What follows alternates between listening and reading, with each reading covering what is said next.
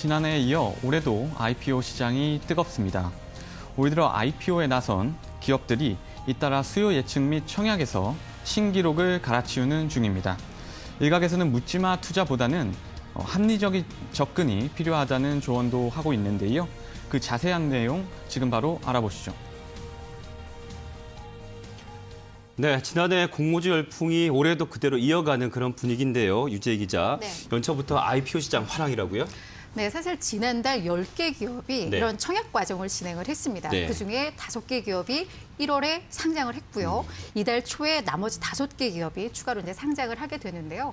이게 사실 기업들이 어떤 분위기를 보면서 청약을 진행을 합니다. 그러니까 네. 10개 기업이 몰렸다는 것은 그만큼 우리 IPO 시장이 상당히 좋다라는 것을 또 반증한다고 볼 수가 있겠습니다.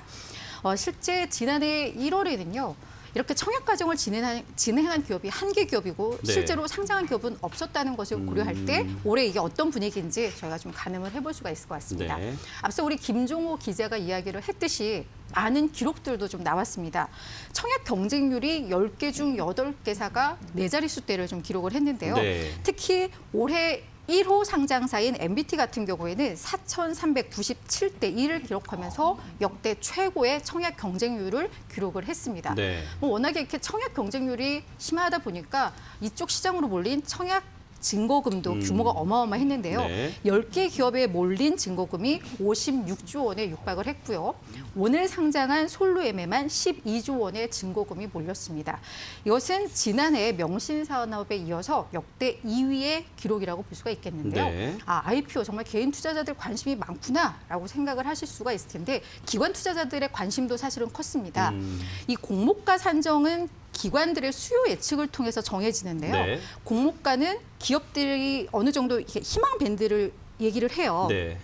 그러면 기관 투자자들의 어떤 수요 예측을 통해서 경쟁이 많이 몰리면 공모가가 좀 높아지고 올라가요. 그렇지 않으면 낮아지는데 희망 밴드의 상단을 초과한 기업이 6군데 그리고 나머지 4군데도 상단에서 공모가가 산정이 됐으니까 네. 뭐 개인, 기관 할 것 없이 IPO에 관심이 많았다라고 제가 정리할 수가 있겠습니다. 네.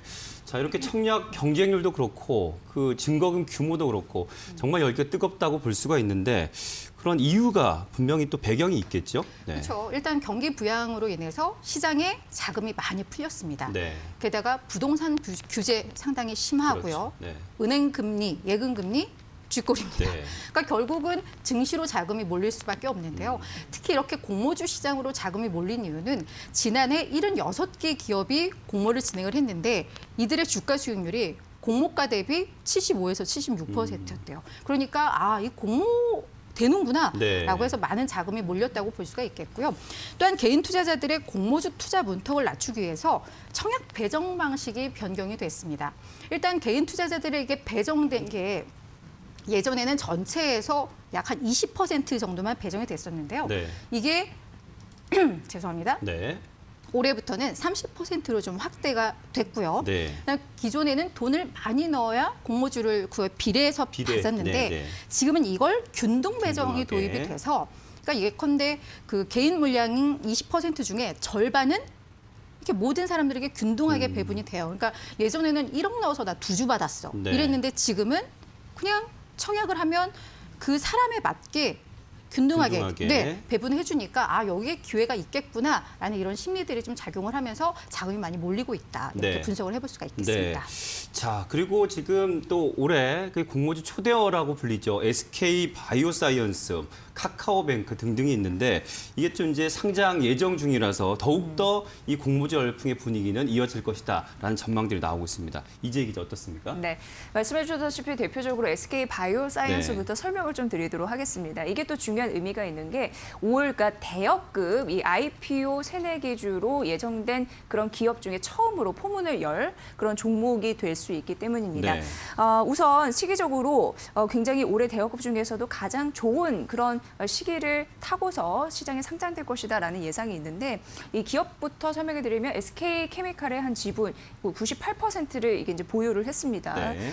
그러면서 최근에 아스트라제네카 아실 거예요. 코로나19 백신 후보 물질 그 그 위탁 생산이라고 해서 최근 CMO 강자 이런 얘기 많이 나오잖아요. 네. 그 역할을 해서 주목을 받은 바가 있습니다.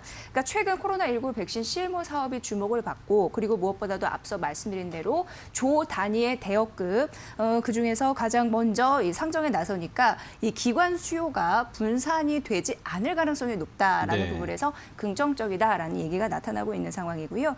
그리고 주관사를 선정할 때 사실 이제 기업 가치 한 3조 원 정도 예정이 된 바 있는데 앞서서 말씀드린 대로 CMO 사업과 더불어서 그리고 코로나19 백신 이 겹호재가 밀리다 보니까 아무래도 4조에서 5조 몸값 예상을 해도 된다라는 분석이 있더라고요. 그런 의미가 있고요. 두 번째는 이제 카카오 계열사 카카오뱅크가 또 주목이 되고 있는 상황인데요. 최근 이 카카오 플랫폼을 통해서 인기몰이를 하고 있는 상황입니다. 그래서 월 이용자 수를 이제 MAU라고 하는데 네. 이게 벌써 1,250만 명을 넘어서 국내 은행의 1위를 기록했다라는 분석이 있었습니다.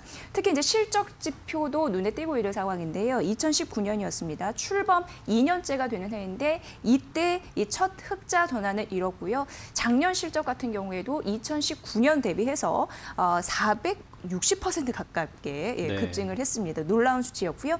현재 그리고 장외 시장에서 카카오뱅크의 몸값이 30조 원으로 분석되고 있기 때문에 이 부분도 중요합니다. 자, 그리고 마지막으로는 이제 핫 이슈인 2차 전지 관련주도 무시할 수 없는 게 LG 에너지 솔루션인데 국내 IPO 사상 이 최대 규모의 빅딜이 좀 예상이 되고 있는 상황입니다. 기업 가치가 최소 50조 원에서 최대 100조 원까지 예상하는 곳이 있었습니다. 원래는 이게 내년 IPO가 예정돼 그런 상황이었는데 좀 시계가 빨라진 상황이에요. 전기차 시장에 대한 기대감이 있기 때문에 아무래도 전기차 수요가 늘기 때문에 배터리 공급 부족 사태가 있겠죠. 네. 이런 낙수 효과를 얻을 수 있다라는 가능성 있습니다. 자, 이 밖에 배틀로얄 장르 붐을 일으켰습니다. 크래프톤 우리 한번 얘기해 본 적 있을 것 같아요. 그 게임 업종의 IPO도 대기하고 있다고 하니까 참 많은 그 기업 상장 그리고 기업 수나 뭐 규모 이런 부분에서 올해 또 기록을 경신하지 않을까 이런 네. 예상이 나오고 있습니다. 네. 예. 그런데 이제 이런 공모주 투자 열기에 대해서 좀 너무 과열돼 있다, 너무 높게 평가돼 있다 이런 논란 또한 있습니다. 전문가들은 어떤 의견을 내놓고 있는지 김종우 기자 취재했죠. 네, 지난해부터 이제 IPO 열기 때문에 네. 로또 청약 뭐 이런 말이 따라 붙었었거든요. 그만큼 지금 현재 너도 나도 IPO에 투자에 뛰어드는 분위기가 좀 이어지고 있는 건데요. 일부 전문가들은 시장이 다소 좀 과열됐다면서 좀 우려를 제기하는 상황입니다.